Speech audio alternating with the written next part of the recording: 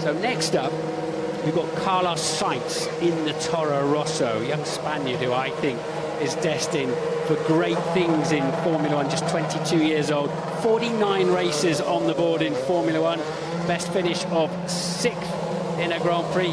Spanish, of course, his dad is, he said, don't call me Carlos Jr., please. I know my dad's Carlos Senior. He is a World Rally champion and a great man, a great sportsman.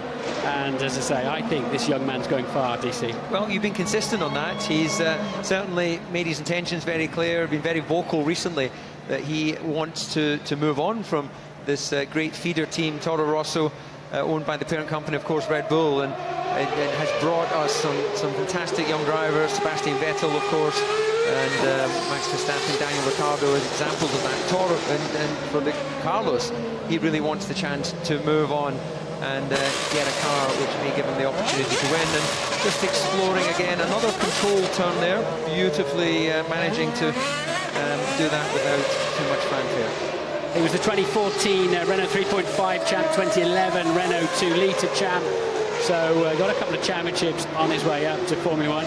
Getting a bit frustrated, it must be said. He feels, you know, obviously Max Verstappen got moved up to the Red Bull team and left him behind.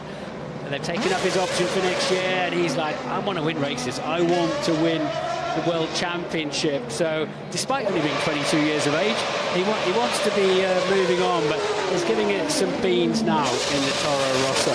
Doesn't this sound glorious?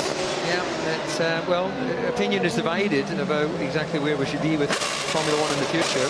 Certainly the soundtrack from these normally aspirated multi-cylinder engines in comparison to the modern hybrids. There's obviously a lot more noise, and beautiful control turn there as he makes his way back to the pit lane.